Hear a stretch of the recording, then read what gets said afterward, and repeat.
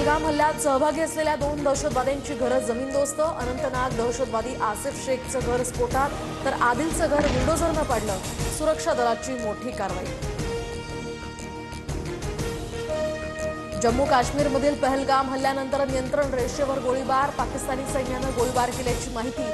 भारतीय सैन्याकडून सुद्धा जोरदार प्रत्युत्तर।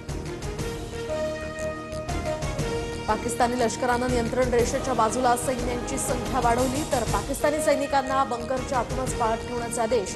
आंतरराष्ट्रीय सीमेवर सुद्धा भीती। सियालकोटमधील तैनात डिव्हिजनला सुद्धा सतर्क राहण्याचे आदेश।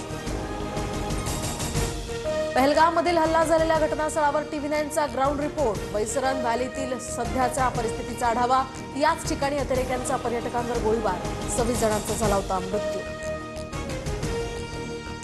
सिंधू पाणी करारावर आज महत्त्वाची बैठक। गृहमंत्री अमित शहा यांच्या निवासस्थानी बैठक होणार। भारत सरकारकडून करारात बदल करण्यासाठी पाकिस्तान सरकारला नोटीस। भारताकडून सिंधू पाणी करार स्थगित। पाणी थांबवणं म्हणजे युद्धासारखी कारवाई असल्यासारखं पाकिस्तानचं मत। पाकिस्तानकडून हवाई हद्दीसह भारतासोबतचे सर्व व्यापार बंद। 48 तासात पाकिस्तान सोडण्याच्या सुद्धा सूचना।